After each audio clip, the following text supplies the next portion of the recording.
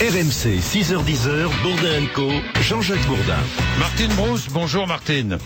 Bonjour Jean-Jacques. Directrice de l'association La Voix de l'Enfant. Nous revenons sur ce procès aux assises de la Sarthe, les assises qui jugent les parents de Marina, 8 ans, décédée en 2009, à la suite d'actes de torture et de barbarie infligés donc par les parents de Marina. Ils avaient masqué leur crime en faisant croire une disparition, un enlèvement de leur fille.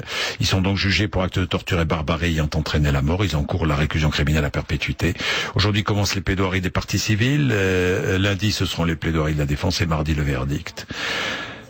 Martine Brousse, vous assistez à ce procès depuis le début et votre association est partie civile. Martine Brousse, vous dites, je me demande si je ne vais pas écrire un livre sur cette histoire et ce procès.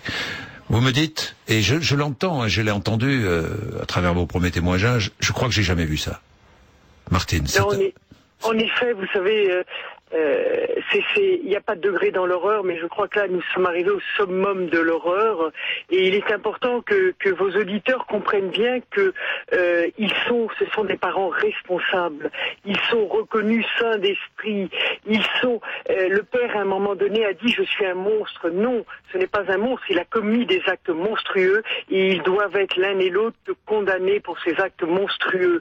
Il faut véritablement que des mesures soient prises, et lorsque des parents sont capables de maltraiter un enfant comme ils l'ont maltraité, on se demande aussi où sont les services sociaux, où est tout ce système de protection de l'enfance. Vous allez recevoir Madame Morano tout à l'heure. Elle a été notre ministre de la famille. Combien de fois nous sollicitons encore nos ministres de la famille pour qu'on réforme ce système. Il n'est pas acceptable que Marina ait vécu l'horreur, la torture, la barbarie Il faut quand même savoir que le père a reconnu les dires d'un de ses enfants. La mère a nié, mais le père a reconnu. Ils ont voulu la mettre dans le four.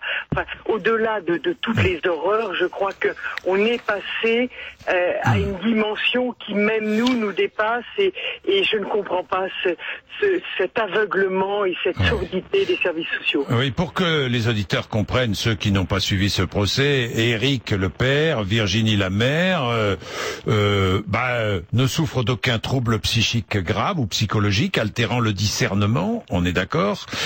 En tout, combien d'enfants dans la famille, Martine? Alors 5. 5 enfants. Il y a une petite fille qui est née quand la mère a été mise en détention. Bon, 5 enfants en tout, et parmi ces 5 enfants, cette pauvre Marina, 8 ans. Marina est la 6e. Marina est la 6e. Il y avait 6 enfants. Mais pourquoi est-ce que Marina a été écartée du groupe familial? Marina elle n'en voulait pas de Marina, et je pense que cette affaire de Marina, et c'est pour ça quand je discutais avec vos journalistes pour préparer cette interview, je disais on va finir par écrire un livre, parce que il faut aussi dire que c'est pas parce que une femme se retrouve enceinte qu'elle va être mère. Madame Darras ne voulait pas de cet enfant.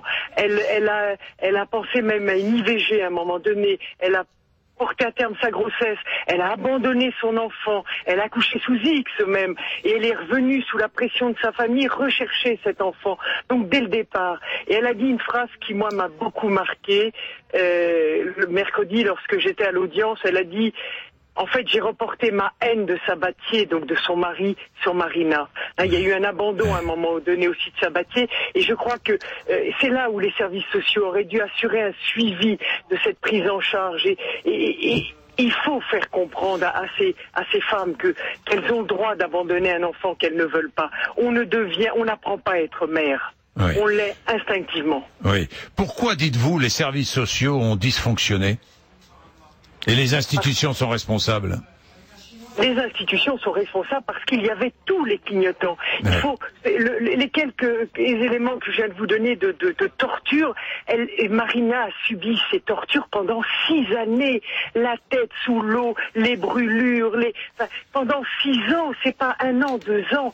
C'est plus de 6 années de torture. Les enseignants ont fait un travail remarquable. Le médecin scolaire a fait un travail remarquable. Ils n'ont eu de cesse de signaler. Et les services sociaux se sont renvoyés la balle en disant oui, le procureur a diligenté une enquête, alors on n'a pas besoin de la faire. Il faut quand même savoir aussi que les services sociaux la direction a envoyé un courrier à tout son personnel avant le procès, et que les témoins du Conseil général ont été préparés avant les audiences. Donc pour nous, il y a eu quand même ils ont confirmé le fait qu'ils ne voulaient pas se remettre en cause. Et ce que j'aurais envie de leur dire aujourd'hui, pour la mémoire de Marina, reconnaissez que vous vous êtes trompés. Merci Martine Brousse. Merci. On reviendra sur ce procès lundi et mardi, puisqu'il se termine mardi. Merci Martine Brousse. Merci. Il est 8h14. Nous sommes à pied.